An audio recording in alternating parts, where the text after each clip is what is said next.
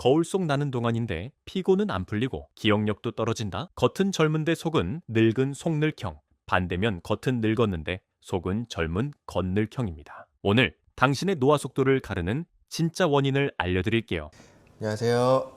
슬로우 에이징 클럽의 김성현. 김우진입니다. 오늘 주제는 이제 겉늑이라고 하죠. 속늑이라고 하는데 이 두 가지 정의를 어떻게 해야 될지 그리고 어떻게 봐야 될지 먼저 설명해 주시면 좋을 것 같습니다. 노화라고 하면 기본적으로 겉, 속 가리지 않고 일어나는 일이에요. 우리가 나이가 든다고 하면 피부도 늙고 뇌도 늙고 장기도 늙고 근육도 늙고 다 늙죠. 그런데 이제 우리가 노화다라고 얘기를 하면 이제 제일 먼저 떠올리는 것은 주름진 피부, 구부러진 몸 이런 외면적인 것들을 많이 떠올리게 됩니다. 당연히 중요하죠. 노화라는 것은 외면으로 나타나게 되고 우리가 사실 가장 막고 싶은 것은 그 외면의 노화일 거니까요. 근데 이제 오늘 말씀드리고 싶은 것은 모든 장기들의 노화는 서로 다른 속도로 일어난다는 것입니다. 피부의 노화가 가장 직접적이지만 많이 느끼실 거예요. 뭐 눈도 그렇고 입맛도 그렇고 근력이나 기억력 같은 것도 굉장히 많이 얘기하시죠. 그리고 우리가 이제 느끼는 속노화라고 하는 부분들은 뇌의 기능이라든지 뭐 이제 통증이라든지 근육의 양, 소화의 정도 이런 것들은 속노화로 분류를 해볼 수 있을 것 같은데요. 결국 노화라는 게 단순히 우리 내면 쪽에 나타나는 어떠한 요소로만 결정짓는 것이 아니라 우리가 살아오면서 느끼는 굉장히 다양한 외부의 요소와의 그 상호작용의 결과이기 때문인데 특히 이제 외면적인 요소들은 상호작용의 영향으로 내면적으로는 굉장히 적은 노화가 일어나는데도 불구하고 외면적으로 빠른 노화가 일어나는 경우, 예를 들어서 격심한 운동을 하는 운동선수라든지 농부라든지 이런 이제 직업의 특성에 의해서 나타날 수 있는 부분이고, 뭐 반대로 외면은 굉장히 잘 유지가 되고 있는데 내면의 노화가 빠르게 지는 경우도 있어요. 이거는 이제 오히려 현대인들에게 나타나는 더 큰 숙제일 것도 같습니다. 겉늑, 속늑이 우리나라 사람들이 많이 쓰는 그렇죠. 이제 겉늑은 주름이나 뭐 피부나 흰머리 아니면 이제 체형의 변화, 스트레스나 자외선, 뭐 흡연, 음주 뭐 이런 것들과 관계가 많은 그렇죠. 것 같고, 네. 근데 사회적으로는 이제 동안, 노안 이런 얘기를 많이 하는 거고, 속눈은 신체 기능들, 뭐 혈관, 면역, 호르몬, 세포 노화와 관련이 많은 것 같아요. 생물학적 나이라고 볼 수가 있을 것 같아요. 전문적이신데요.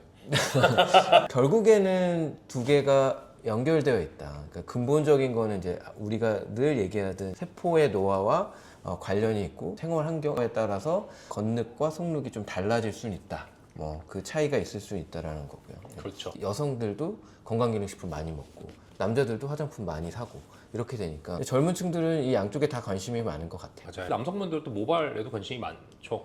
피부나 모발 등에서 나타나는 외면적인 요소들은 자외선과 같은 이제 외부적 요소에 굉장히 큰 영향을 많이 받습니다. 노화를 예방하기 위해서 우리가 가장 먼저 해야 되는 건 자외선 차단제를 가장 중요하게 우리가 첫 번째로 할 수 있는 부분들일 거고요. 두 번째는 우리의 노화는 전신적으로 일어나지만 내면에 있는 노화가 외부로 표출되는 겁니다. 그러니까는 우리가 할 수 있는 것들은 운동, 먹을 것 이런 것들을 잘 관리를 하게 되면 이거 결국 내면으로 드러나게 되기는 해요. 피부에 있는 콜라겐층의 흡수나 그 모발이나 이런 것들은 대부분 혈액순환과 굉장히 깊은 연관성을 갖고 있습니다. 그러니까 땀을 흘려라, 그 다음에 공복을 가져라 하는 부분들도 결과적으로 봤을 때는 외면의 노화에 직접적으로 관련을 가지게 되죠. 제가 이해한 걸로는 속늑을 관리했을 때 겉늑으로 영향을 준다인데 그 반대도 가능할 것 같아요. 요즘에는 피부에 특이적으로 존재하는 어떠한 좋은 미생물들이 실제 이제 전신 건강에 영향을 주는 것들로도 굉장히 많이 얘기를 하고 있어요. 물론 이건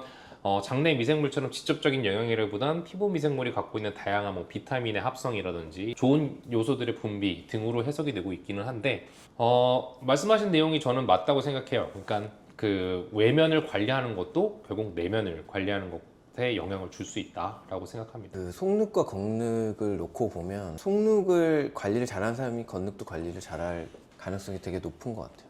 부자들 다 피부가 좋고 되게 건강해 보이고 이런 게 있잖아요. 분명한 거는 속늑을 관리해야 겉늑도 막을 수 있다. 그래서 조금 더 근본적인 건 세포의 노화, 이거를 막는 게 중요하다는 생각이고요. 그 반대로 겉늑은 사회적인 삶의 질과 더 관련이 많다라고 볼 수 있을 것 같아요. 삶의 질이 높을수록 외모에 대한 관리를 더 많이 하게 되는 것 같아요. 겉늑에 대한 관리를 많이 할수록 속늑을 관리를 많이 할 가능성이 높다는 거죠. 맞는 말씀이에요. 피부 노화는 상당히 의료적 시술로 지연시킬 수 있어요. 피부과 시술은 굉장히 효과적입니다. 그런데 이분들도 고민이 굉장히 많은 부분이 하나가 잇몸의 노화예요.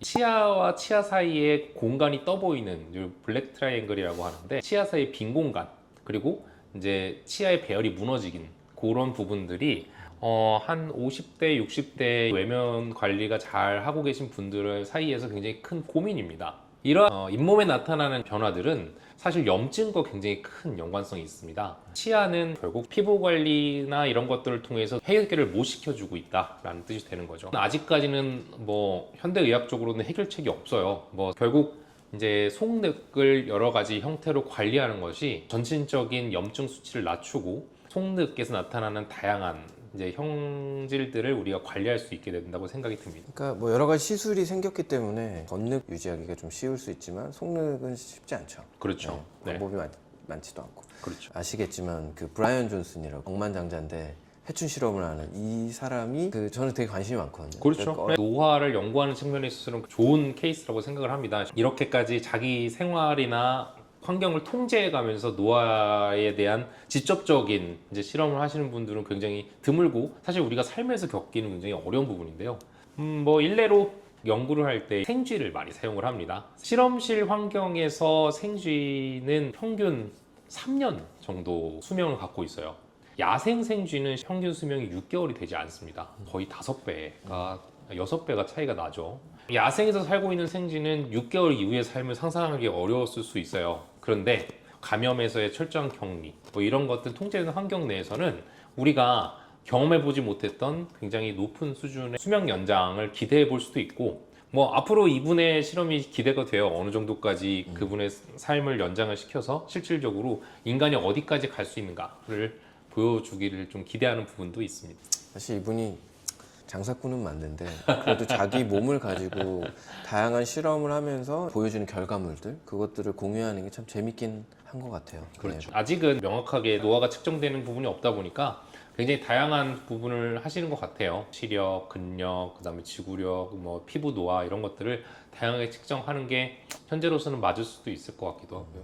피부 나이는 요즘 뭐 측정기들이 네. 많이 생겼잖아요. 측정을 하면서 이제 그걸 관리해 나갈 수 있는 것 같고, 반대로 이제 이 내면의 노화에 대해서는 아직 그런 지표나 어떤 기준들이 없고, 어떻게 보면 그걸 관리할 수 있도록 해보자라는 게 이제 저희 목표 중에 또 하나잖아요. 네, 맞아요. 저희의 채널명도 슬로우 에이징 클럽인 것처럼 이 클럽에서 그러니까 다양한 어떤 인터랙션 아니면 커뮤니케이션을 통해서 단지 저희가 정보를 제공하는 것뿐만 아니라 거기에 대해서 피드백도 받고 같이 실행해보고 체험해보고 하는 취지가 있거든요.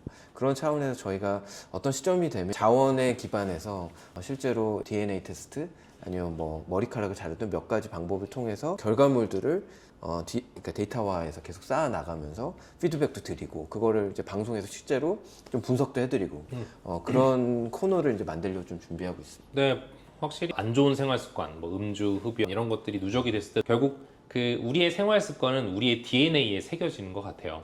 우리의 DNA에 새겨진 우리의 생활이 변화들을 유도를 하게 되고, 영향을 받은 세포뿐만 아니라 정상처럼 보이는 다른 세포에도 지속적으로 남아서 이것들이 계속적으로 이제 유지가 되게 되면 이게 우리의 정상적인 노화 또는 빠른 노화들을 결정짓게 됩니다.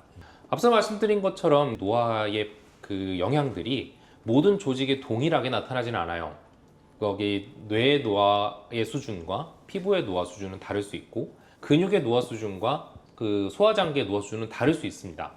하지만 어떤 공통적인 지표들이 있을 거라고 생각을 하고 있고, 큰 흐름을 반영하는 이 공통적인 지표들에 대해서 알게 된다면 실제로 그 노화가 빠르게 진행되고 있냐 혹은 정상적으로 진행되고 있냐를 이제 진단할 수 있게 되겠죠. 그 뒤로는 우리는 이제 어떻게 해야 노화가 빨리 일어나는 것을 막을 수 있을까에 대해서 고민할 수 있을 것 같습니다.